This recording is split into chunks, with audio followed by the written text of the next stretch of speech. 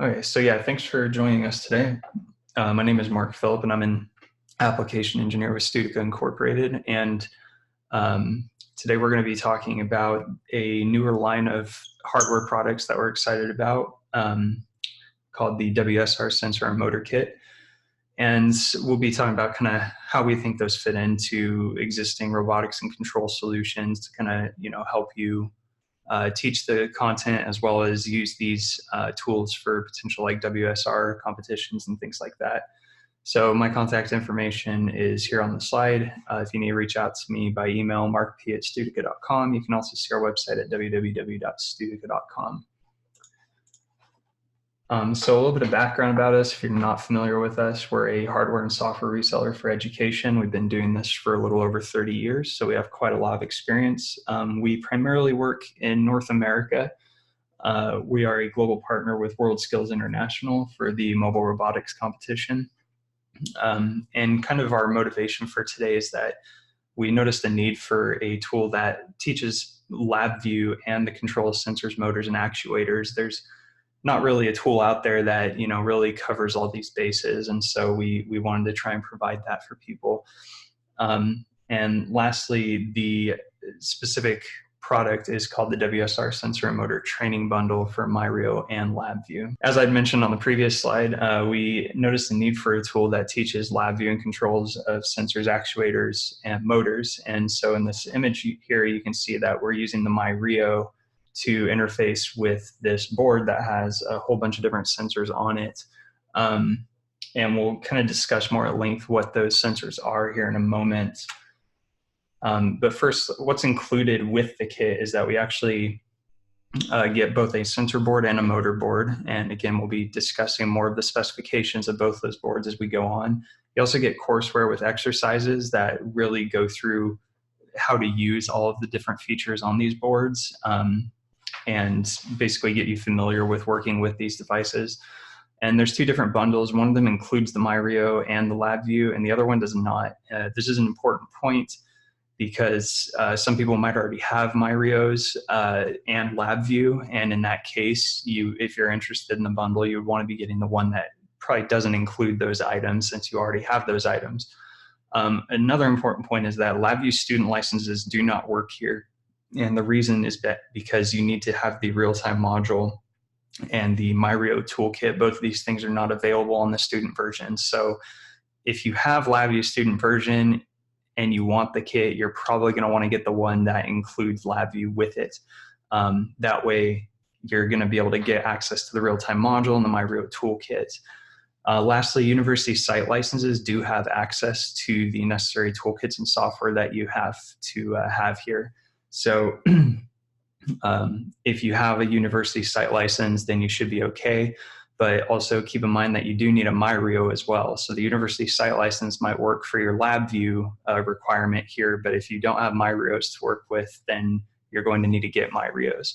So that's kind of the stipulations here. Two different bundles. One includes the MyRio and the LabVIEW, and the other one does not. So based on these stipulations, hopefully you would know what you would need to get. So first we're going to look at the sensor board, and I'm not going to discuss every single sensor that's listed here, but you can read it for yourself if you're interested. But this is what the actual board looks like.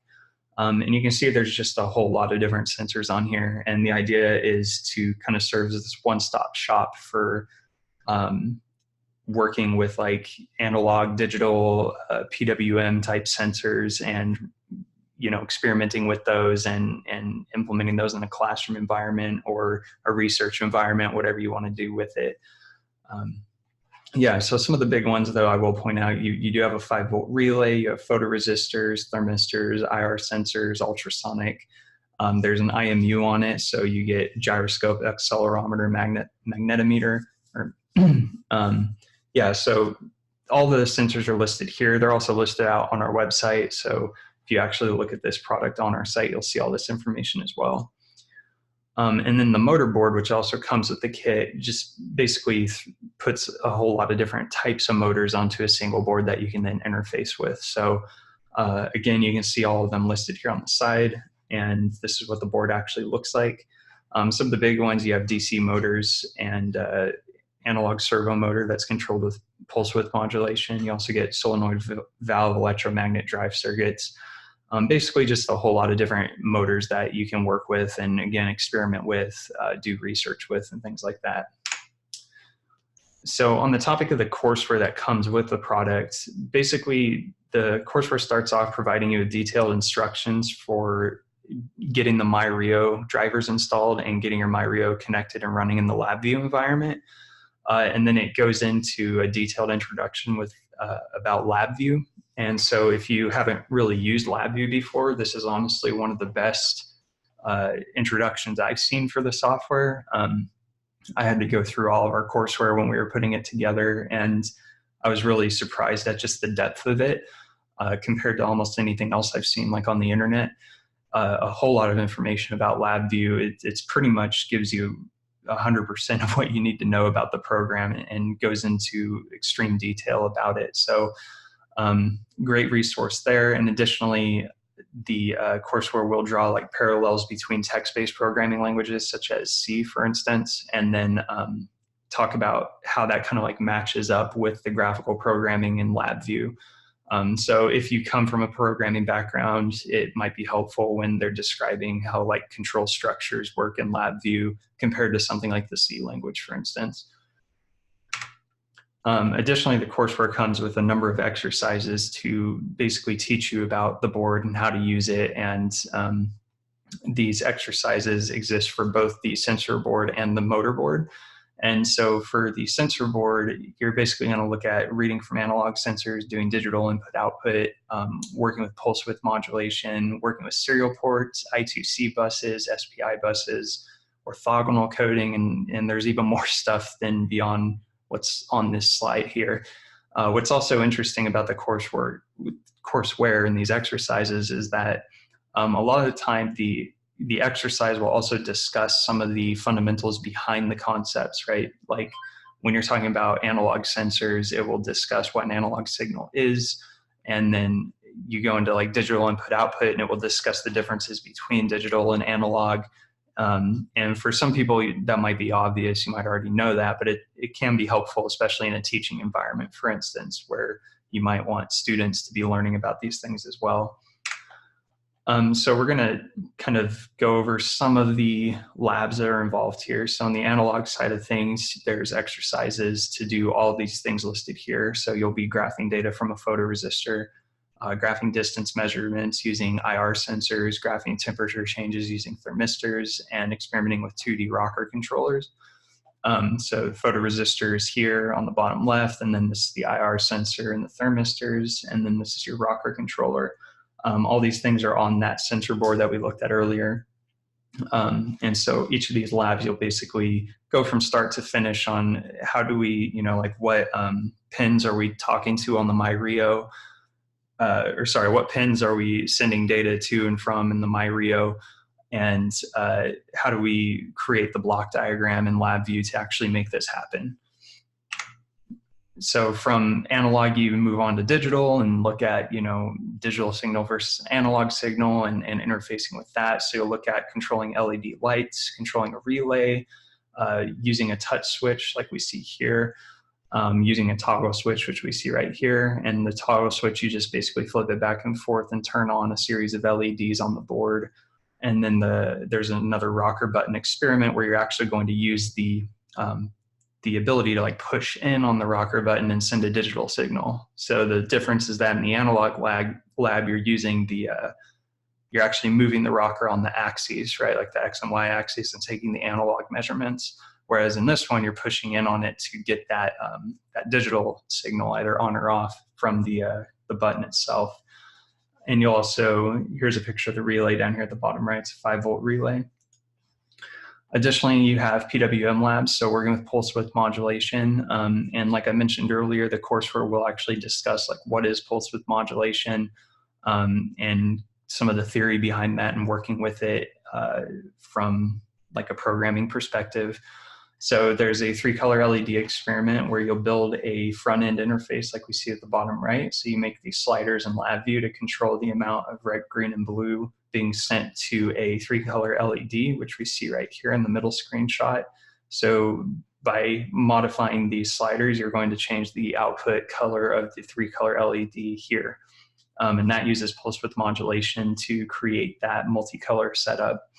Additionally, you have a passive buzzer experiment. So the buzzer's right here at the bottom left. And basically in this lab, what you do is you create like a fake keyboard interface in LabVIEW that when you press it, you're basically sending a specific like hertz signal, right, to the buzzer so that it actually vibrates at a certain frequency. So like 440 hertz, for instance. And you'll actually hear that come out on the buzzer. So some interesting labs here on pulse width modulation. You also have ITC Labs. So this will go into what is the ITC bus, why is that useful, what kind of applications do we use here. And so you'll have a 9-axis gyroscope experiment, digital light intensity sensor experiment, and some display control button recognition experiments. Additionally, there's more courseware labs on the sensor board side of things, but I just don't have time here to go into every single one. But there are other exercises involved. Those are just some of the big ones, and those are some of the ones I personally liked.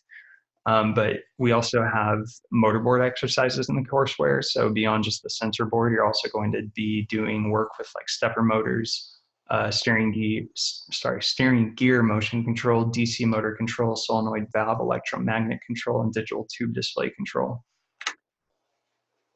So with the stepper motor lab, for instance, you're going to look at making the motor go forward and reverse, changing the rotation speed, changing the rotation angle, and then doing acceleration, deceleration with a stepping motor.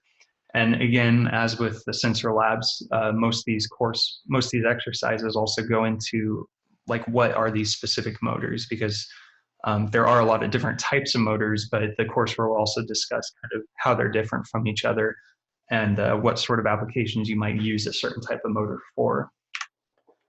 So you also have DC motor labs where you're going to look at doing forward and reverse DC motor, and then working with the DC motor speed and open loop control, doing speed detection of the DC motor using a, if I remember correctly, an encoder.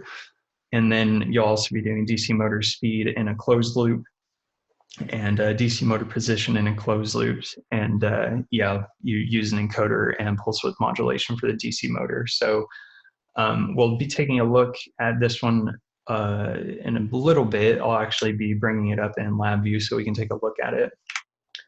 And then the courseware kind of closes out on the motor board with basically throwing all the motors into one single program that you can execute with. So you end up making a front end kind of like this, where you can manipulate all these different variables that control things like the RPM of the motor and the direction of the motor and things like that for each of the different kinds of motors. So you can kind of put everything into one place and work with it.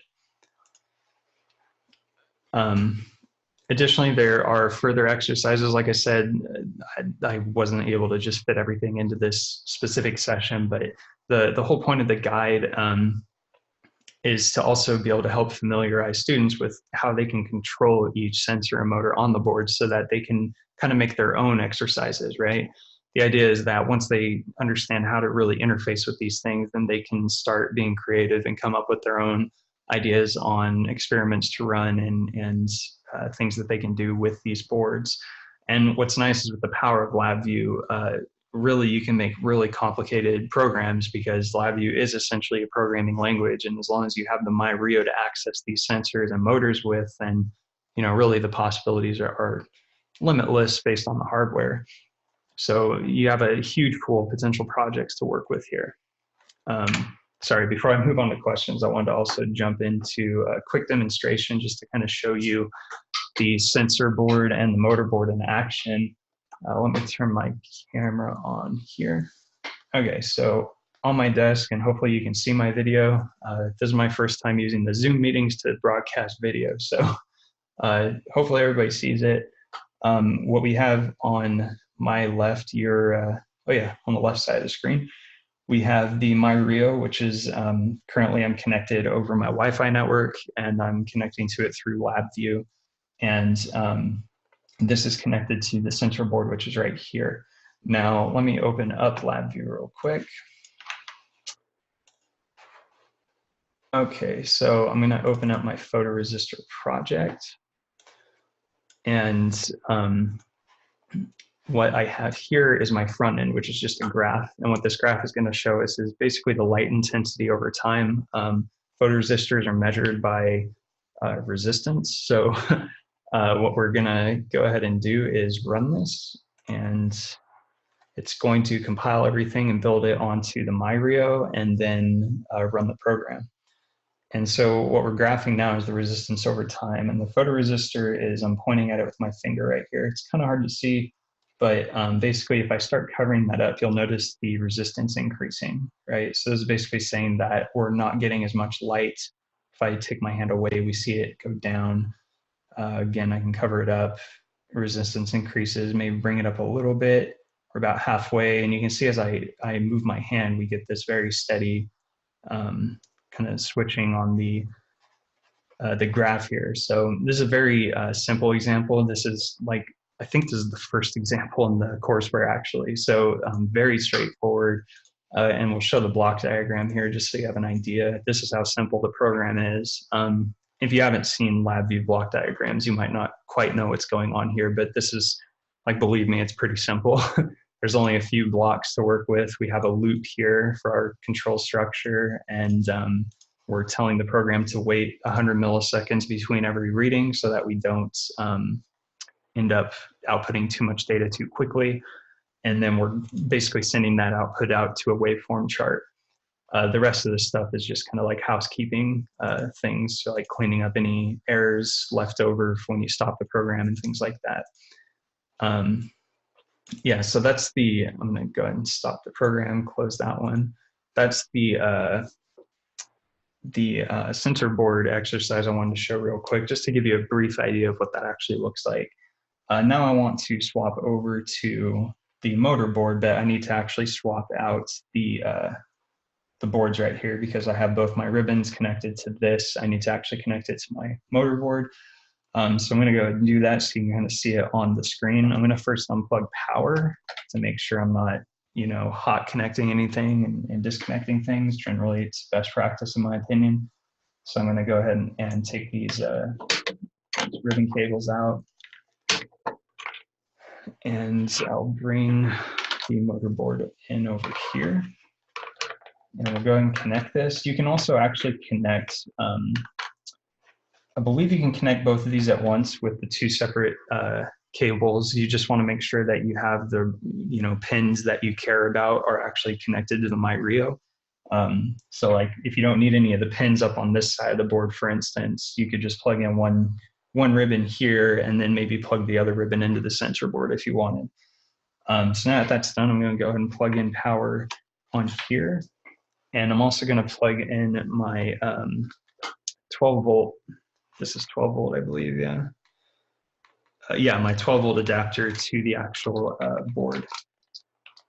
So let me plug this into my wall real quick.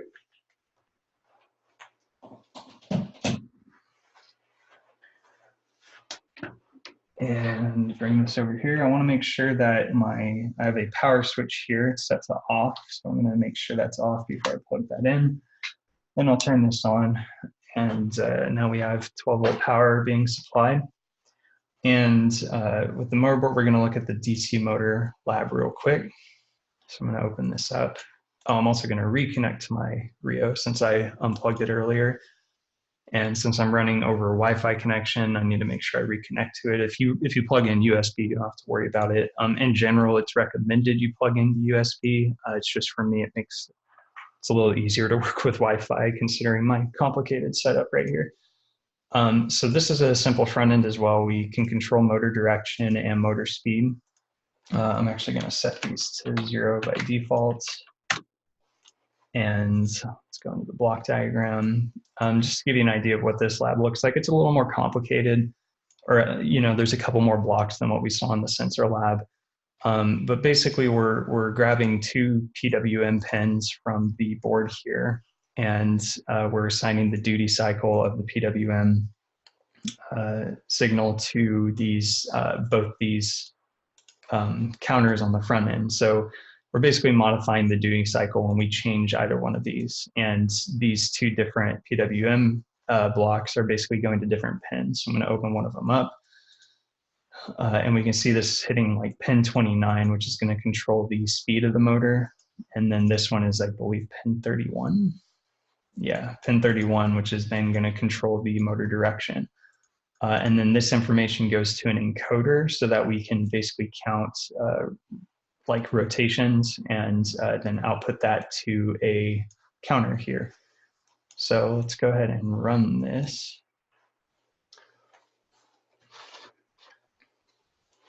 And again, it's basically just compiling the program and sending it over to the MyRio, putting it into the MyRio's memory so that it can just run it as like an embedded device. And depending on your program size, this could take a little while, especially since I'm on Wi-Fi, it takes a little longer. So right now the motor's not doing anything. By the way, this is the DC motor right here. But if I change like motor speed up, you can hear it. So now we can see, I mean, you might not be able to see it very well, but we have the motor running counterclockwise from my perspective right now at a 0.4 rate. And I can also change the direction. So I put this direction up to a +1, and now it's going to rotate clockwise from my perspective. And we can see the encoder tracking basically the rotations we've had in positive, negative directions. And then I can like slow it down, and I'm just going to go and stop it. But it's a very simple implementation, basically just looking at modifying motor direction, motor speed. And yeah, so that's like the first DC motor lab you run into with the Courseware. And then from there, you go into the other kinds of motors like the solenoid valve, electromagnet, and the stepper motor, and then doing things with like servos, for instance. Yeah, so that's the simple motor exercise I want to go ahead and show you. So I'm going to go and stop the video, close this, and whoops, clicking the wrong things. Okay. So at that point, I'll just go ahead and say if you have any questions. Everybody is still muted, but if you do have questions, feel free to use the chat and just ask those questions, or use the Q&A feature and ask the questions, and I'll do my best to answer them. And kind of while I wait for any questions, I just want to reiterate that you can reach our site at www.studica.com, and you can actually find this board on our site and take a look at like pricing and some more information about it if you just do a search on our site for WSR sensor and motor training bundle, and you should be able to find it. Additionally, if you had any like sales related questions about pricing or anything like that, you can contact a sales rep at sales@studica.com. You can also call us at 888-561-7521. So if you want to talk to somebody directly, feel free to do that. We're available Monday to Friday, 9 a.m. to 5 p.m. Eastern Standard Time. Additionally, we will be sending a follow-up email with a recording of this presentation, as well as some extra information about the kit. So if you feel like sharing any of that information, feel free to do so. Yeah, so I haven't seen any questions come in, so probably give it another like 10 seconds here and see if anything comes in.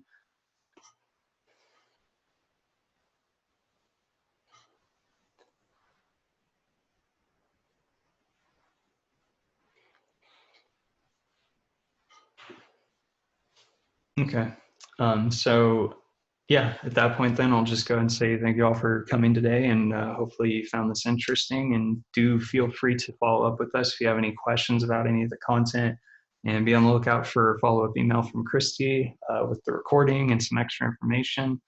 And with that, I'll go ahead and close it, and hope you all have a good day and a good rest of the week. Thank you.